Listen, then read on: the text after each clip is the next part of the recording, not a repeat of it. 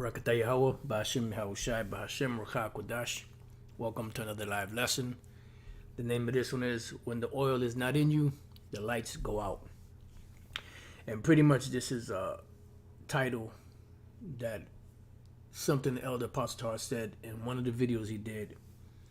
And he had mentioned that, I'm not sure if it was the video where you had the IUIC members that were posted up near the oil change place.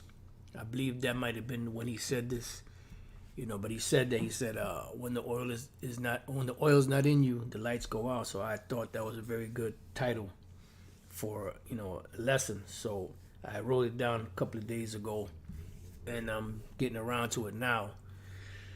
So we're going to explore mainly Matthew the 25th chapter, which is a parable spoken by Yahushai.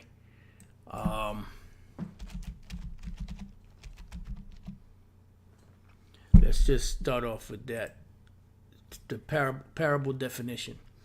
A simple story used to illustrate a moral or spiritual lesson as told by Yahushai in the Gospels. All right. So it's a simple story used to illustrate a moral or spiritual truth. And the scriptures spoke about Yahushai when he came on the scene, right, that he would be speaking parables. This is Psalms 49:1.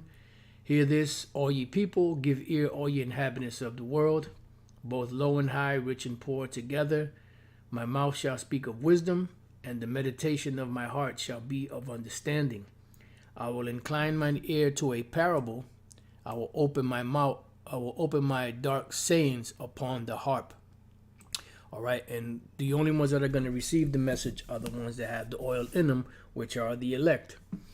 So the Lord said he will incline his ear to a parable and will open my dark saying upon the harp. And the harp is a representation of a musical instrument, which is a representation of music, which is this song that we're singing.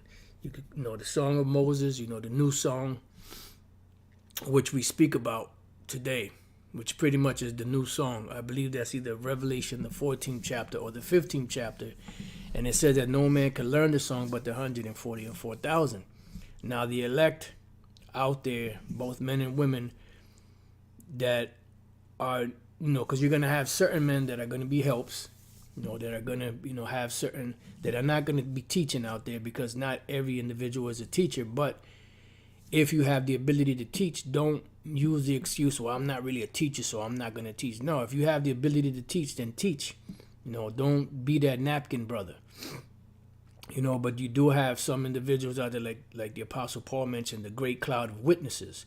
And the great cloud of witnesses were both men and women that believed, and not every, definitely not the women. The women will teach other women, their children, their daughters, so on and so forth. But for the most part, the teachers are men. As the Lord said, the flock of my pasture are men. And the Apostle Paul directed Timothy, we'll get back to this. The Apostle Paul directed Timothy to preach and teach men that will be able to teach other men also. This is 2 Timothy 2, I think it's 3. Is it 2? Nope, it's 2 and 1. Thou therefore, my son, be strong in the grace that is in Yahushai HaMashiach, which the grace is what? That liberty, or the space of repentance that's given to us, or the time that's given to us to turn back to the Lord to receive his mercies. And the thing that thou hast heard of me among many witnesses, see, you're always going to have witnesses, the same commit thou to faithful men who shall be able to teach others also. Because the thing is, Yahushua said, the harvest truly is plenteous, but the laborers are few. And the more laborers that are in the field, the less of a load falls on the ones that are already working. That's why Yahushua said, pray to the Father, that he send laborers into his vineyard. So if you're in the vineyard, you're supposed to be working, constantly working. There was a dream, which I believe was a vision that a brother had years ago. I'm not sure who it was. They had mentioned how you had a house, and you had, I'm not sure if he mentioned Zabak and HOI, them brothers. I'm not sure if he He mentioned them, or it was another group, but he said that they were working, but they were taking breaks. They were sitting down. The work was getting done, but it was progressing very slowly. Then he said when he saw the house that Great Millstone was working in, everybody was busy. Nobody was sitting down. Nobody was taking breaks. Nobody was eating lunch. Everybody was busy, busy, busy, busy, busy. And that's why you have to have faithful men to teach this word, because there's a lot of work to be done. There's plenty of work to be done, but not enough laborers. And even among the laborers, you have those slothful, you have those, those napkin holders, the napkin brothers, you have the bullshit artists, you have the lukewarm individuals that are not, putting their best foot forward, so to speak, and pretty much bullshitting. So that's why the Apostle Paul said that commit these things to faithful men who shall be able to teach others also. When the apostles had to stop the ministry for a hot minute because of the situation that was going on between the Hebrews and the Grecians, which were Israelites, that were the Grecians, which were the Israelites that spoke Greek, were being neglected. Their widows were being neglected. They had to stop for a minute, to rectify the situation, because you had Jake back then that were showing favor to the ones that spoke Hebrew, but not showing favor to the ones that spoke Greek. They were neglecting them. So the Apostle Peter had to get down with the other apostles and set up a council and find faithful men that had a good report among the people to set up and establish over that business, because their business was to do what? To teach the word. Not to, not to serve on tables, not to be sitting there, divvying out what the different widows needed. So they found, Stephen, and 6 others, which is 7 altogether, that were men of reputation, men that had a good report, that were faithful men, that they were able to put over that business.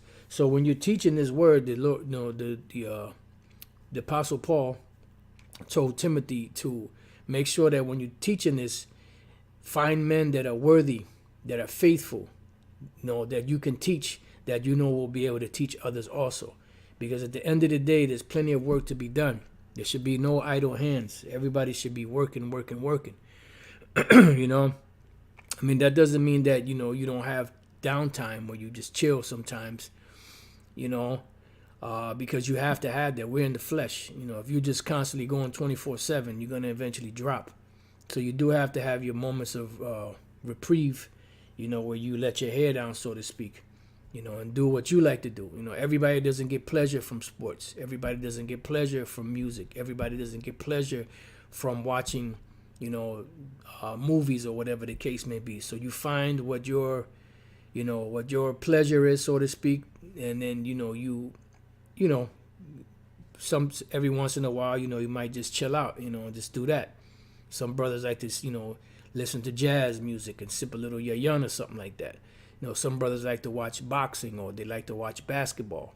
There's nothing wrong with that, but just as long as that doesn't consume your time, as long as the work is being done, then there's nothing wrong with that. Otherwise, if you become too over righteous, as the scriptures say, you're gonna destroy yourself. All right, so you have to have that, or find that perfect balance in your life, to deal with this, because this truth can be overwhelming at times. And those are just facts, So, moving along, let's go back here. Psalms 49:4. I will incline my ear to a parable. I will open my dark sayings upon the harp. So the Lord is making manifest his dark sayings, which are the parables. Parables, as we read the definition here, a parable is a simple story used to illustrate a moral or spiritual lesson. It's pretty much like a riddle.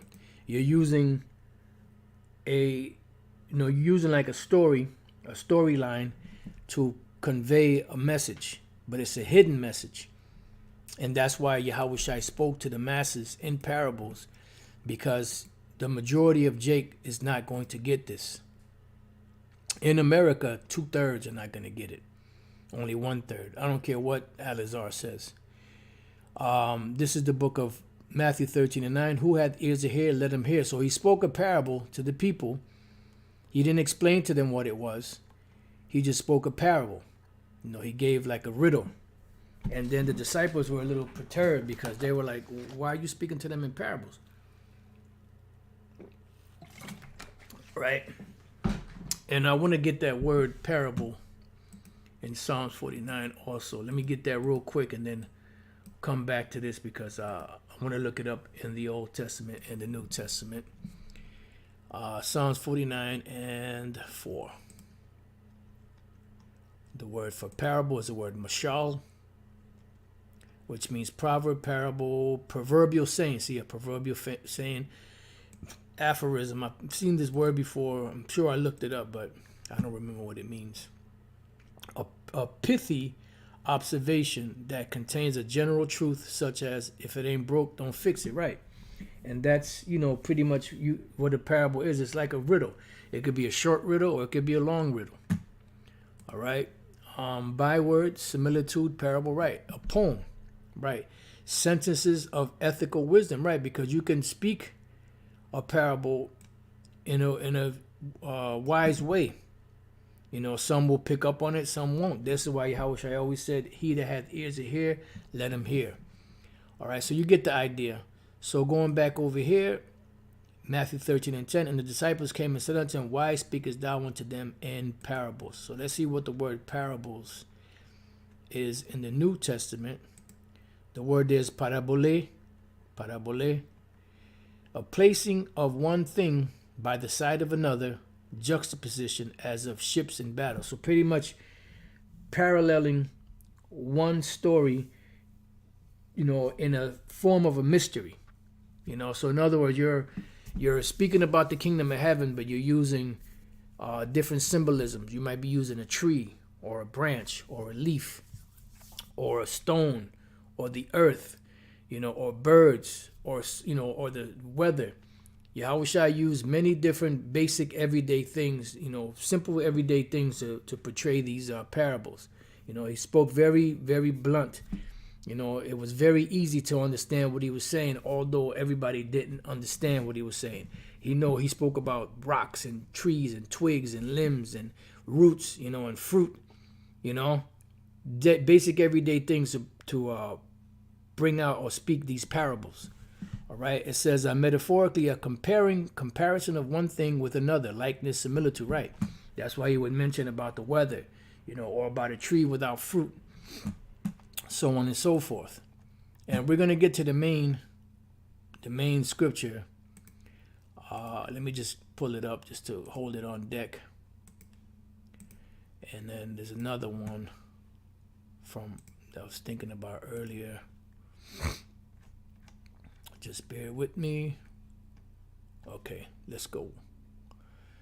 Now, and the disciples came and said unto him, why speakest thou unto them in parables? He answered and said unto them, because it is given unto you to know the mysteries of the kingdom of heaven, but to them it is not given. That's why in Psalms 49, it mentioned, I will incline mine ear to a parable. I will open my dark sayings upon the harp. And the only ones that are going to get the dark sayings are the elect.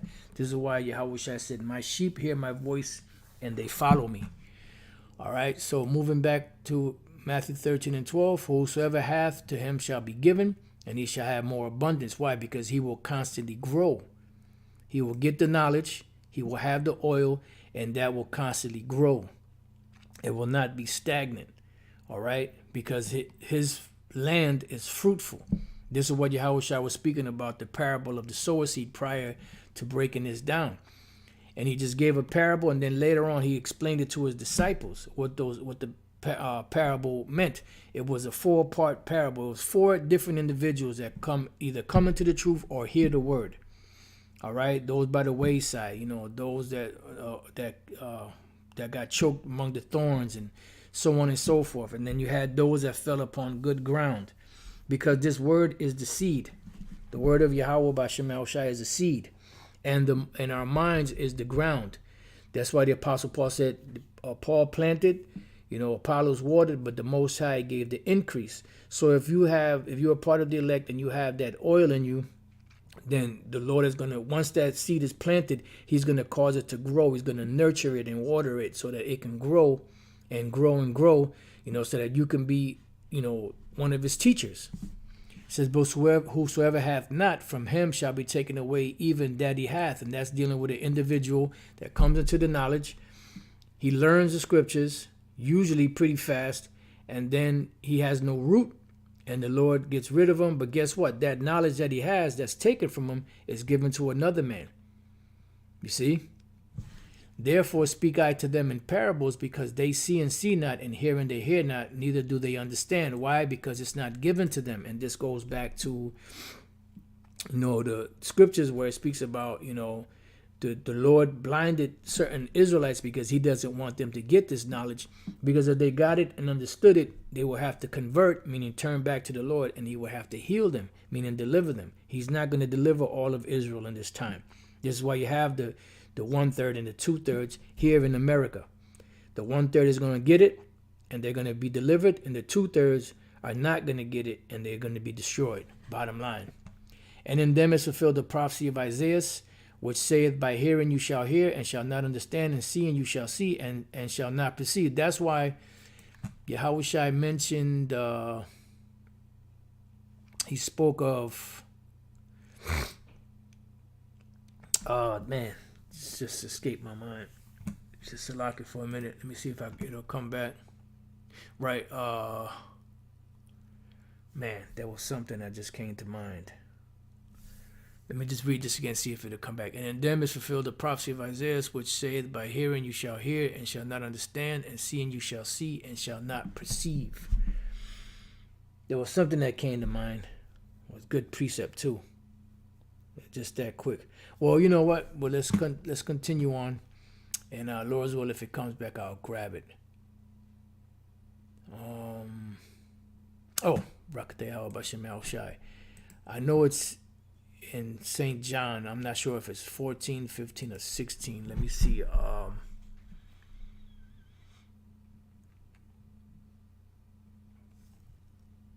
mean, this is good right here, the point right here, but there's something else.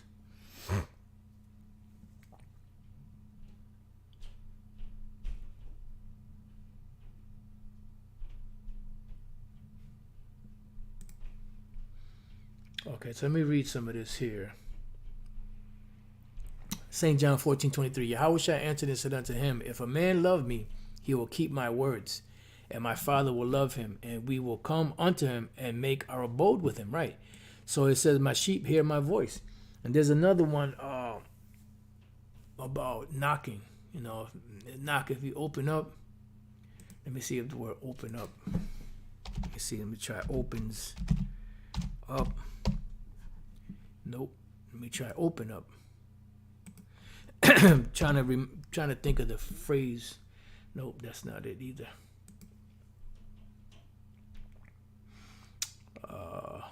It's all right.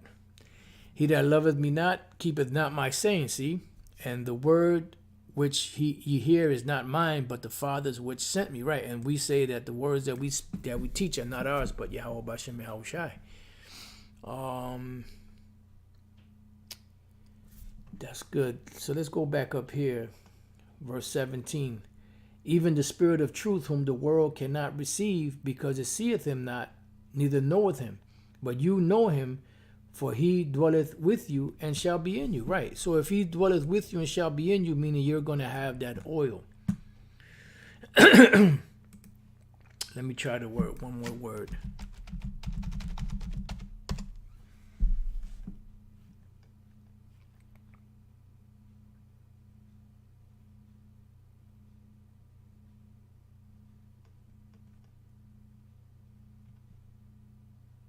No, that's not it either. All right. So let's move on. So Matthew 13 and 15 now. For this people's heart is waxed gross, and their ears are dull of hearing, and their eyes they have closed. Lest at any time they should see with their eyes and hear with their ears and should understand with their heart and should be converted, and I should heal them. Right. Because the Lord will have to save them, because that's the way that the Lord set it up. All right. But blessed are your eyes, for they see, and your ears, for they hear, right? Because you have the oil in you. That's what he's telling his disciples. For verily I say unto you that many prophets and righteous men have desired to see those things which you see, and have not seen them, and to hear those things which you hear, and have not heard them, right? Because although the disciples were the prophets in the past, when they got the visions in the past, they didn't understand the visions. But in this time, when Yahushua was there, they understood more than the prophets before them. You see? Because they were the prophets coming back, and this time the Lord gave them a little more understanding, but they still didn't know everything. Matter of fact, I think this might be it, brother. The water. Revelation 3:20, behold, I stand at the door and knock. Beautiful, that's it. If any man hear my voice and open the door, I will come into him and will sup with him, and he with me, right? So how do you know if you are, if you hear the voice? Well, if you have the understanding, then that means that you're in tune with the voice. And our elder Apostle Gabar years ago went into that word sup, which means to share in Yahushua's most intimate, thoughts. Let me get that real quick. That's, going into the esoteric or the secretive, as we read in the book of Psalms, the 19th chapter, the 49th chapter, where he will open his dark sayings upon the harp. So that was 20, right? Sup. Let's look up the word sup.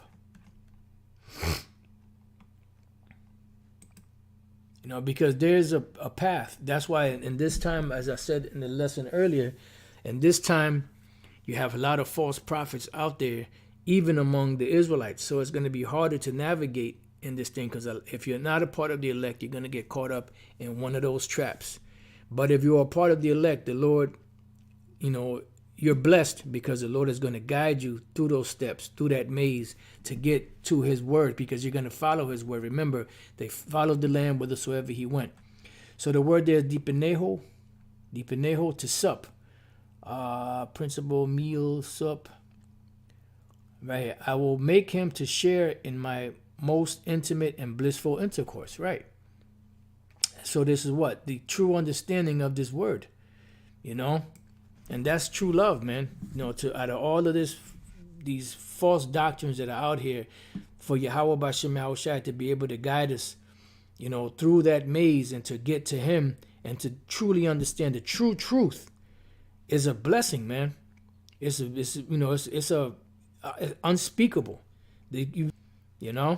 Because any of us could have fallen into any of that other crap, and many of us were, in different, mindsets prior to the truth. But the Lord cleaned us up, brought us in, and allowed us to sup with him, and Barakatah Yahweh Bashem Yahushai for that, and may he continue to guide and protect us and sup with us all the way to the end and deliver us. So going back here, so pretty much we got the point there on Matthew 13. So let's go to the main scripture in Matthew 25, which this is Apostle Tara's favorite parable. Parable of the 10 virgins. It says, then shall the kingdom of heaven be likened unto 10 virgins, which took their lamps. The 10 virgins represent 10, doesn't necessarily have to mean 10, but basically it represents men that are brought into the truth. The lamps, represent the themselves.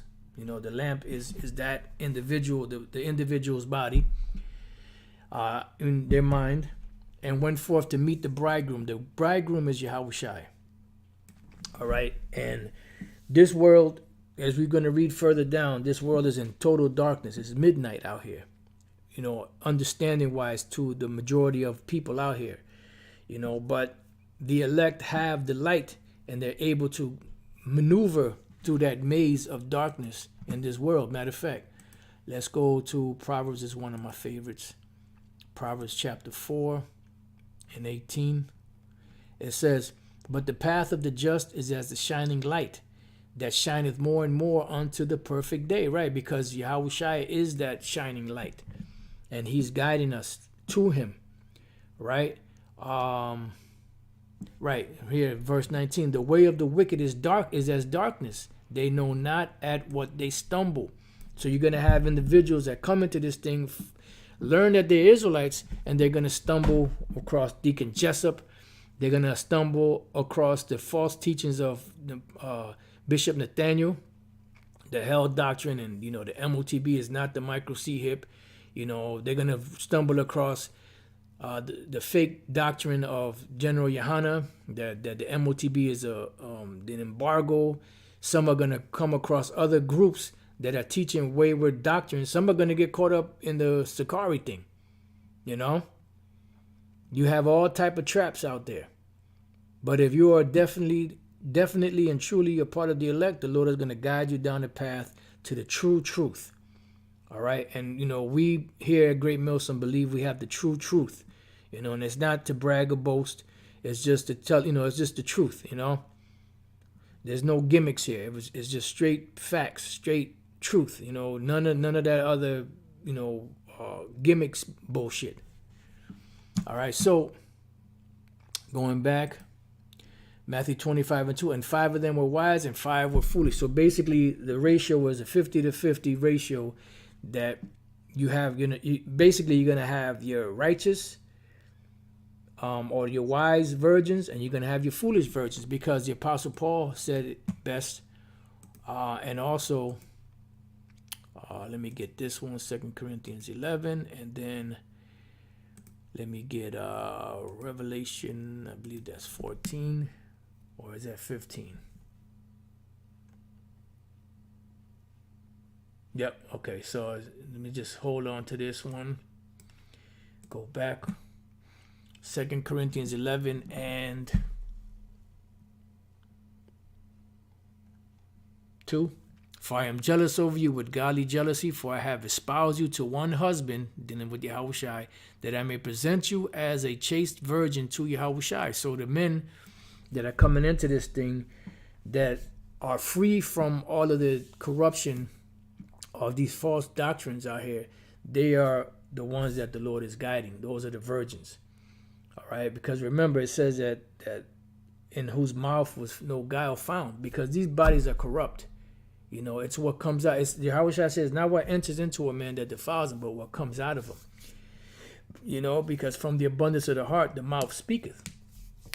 All right, so going to the next one, in Revelation 14:4, these are they which are not defiled with women, meaning these false philosophies, plantation Christianity / Renaissance Christianity / the madness that's going on in Israel now with these different wayward philosophies. For they are virgins. Doesn't mean that they never had sex with them. This is not what this is talking about. This is talking about virgins as far as not being mingled in with the false philosophies of this world. It has nothing to do with being a physical virgin. It says, these are they which follow the Lamb whithersoever he goeth. Right, because why? The Lamb will guide them whithersoever they go. And they will hear his voice and follow him, because they have the oil in their lamps to be able to illuminate their steps to get to the Lord. These were redeemed from among men, being the first fruits unto the Most High and to the Lamb. Right, because you have to have the governing body, which is the government of Israel. HODC says, the Mashara Yasha'Allah, which that means the government of Israel, which is true. There is a government of Israel. But the government of Israel is Yahushai, the 144,000, and then, the rest of Israel after that, which the judges are going to be men, not women. They that were foolish took their lamps and took no oil with them, and that's the point. They took the lamps, but they didn't take any oil, so they don't have any oil in them. So let's look up the word oil. Let's get this other precept. What is that? Proverbs 21.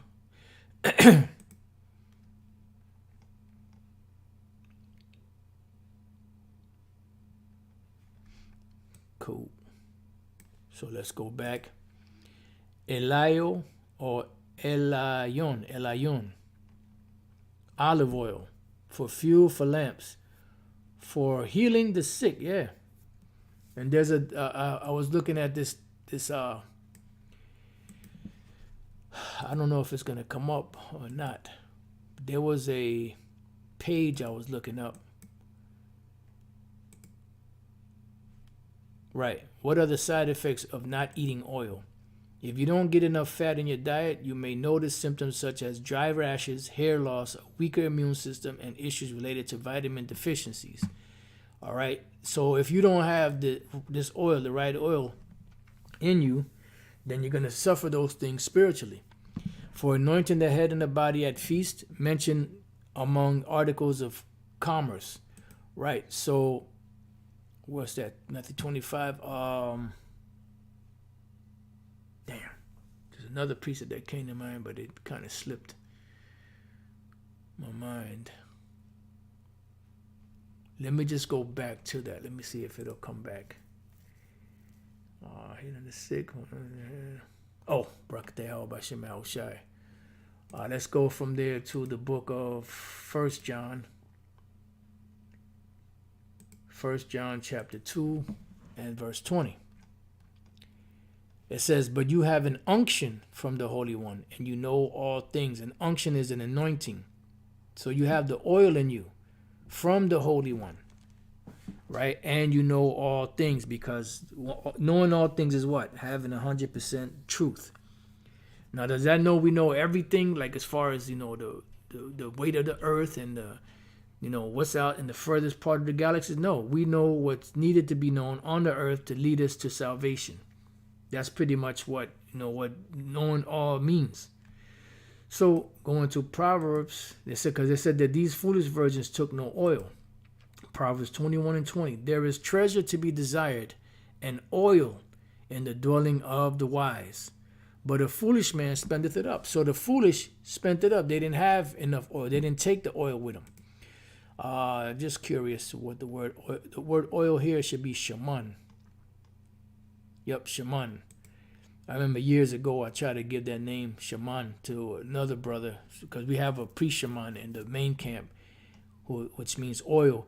But I remember years ago somebody asked me for a name. I told them shaman, and it means oil. They said no because it sounds like shaman, So I said, all right, well, you pick your own name then. Fat, oil, fatness, right? Because you need good fats. We need good fats in our diet. Because it helps lubrication, it helps with digestion, immune system, it helps with the brain. It has a lot of benefits to it. All right. So let's go back to Matthew 25. 3, they that were foolish took their lamps and took no oil with them, but the wise took oil in their vessels with their lamps. So from the foundation of the earth, the elect and the non-elect were both sealed. While the bridegroom tarried, because Yahushua went back into the spirit world, 2,000 years ago, and he said, I must work the work of him that sent me while it is day. The night cometh and no man can work. So the night came pretty much after Yahushua went back into the spirit world, and the apostles and the teachers back then, all passed, and eventually there was a darkness over the earth when it came to the truth. And it wasn't until 1969 when the truth that is being taught right now of the Hebrew Israelites started to emerge back on the earth. That was the oil being brought back. It says, while the bridegroom tarried, they all slumbered and slept. And at midnight, there was a cry made. What was a cry made? The Lord comes. Prepare yourself. Blessed is he that cometh in the name of the Lord.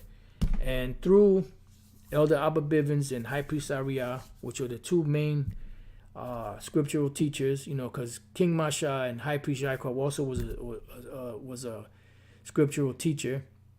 But the breakdowns, the understanding came, the awakening came from through the Spirit, through Elder Abba Bivens, and the breakdowns of the prophecies and the main scriptures came from High Priest Ariah through the Spirit and power of Yahweh by Shemal Shai.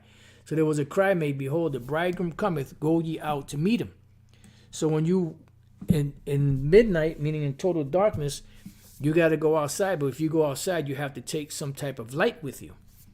Right? Then all those virgins arose and trimmed their lamps, meaning they went to turn the lamps on. Let's look up this word trimmed. The word there is cosmeo, which is where you get the word cosmos from, which is an arrangement. All right. You get the word cosmetics also. All right. It's an arrangement, an organization. See, it goes back to the word cosmos. Cosmeo, to put in order, arrange, make ready, prepare, to ornament, adorn, metaphorically to embellish with honor, gain honor. So pretty much they trimmed the lamps on, and the lamps came on, right? So it says, then all those virgins, both the wise and the foolish, arose and trimmed their lamps. And the foolish said unto the wise, give us of your oil, for our lamps are going out. Right. And this is those individuals that come around. They've been talking shit all these years, been scoffers. Then they coming around trying to get, oil from the wise virgins. And there ain't enough oil for everybody. But the wise answer saying, not so, lest there be not enough for us and you. But go ye rather to them that sell and buy for yourselves. Right, you better go humble yourself before Yahweh Bashem Yahushai, that he'll give you the understanding and give you some oil, if you happen to be a part of the elect. But if you're not a part of the elect, guess what? You ain't going to have the oil. So when the oil's out, or when the oil's not in you, the lights go out. And while they went to buy, the bridegroom came, and they that were ready went in with him to the marriage, and the door was shut. Right, because when Yahushua comes, he's coming to get his elect, and the rest are just going to be destroyed.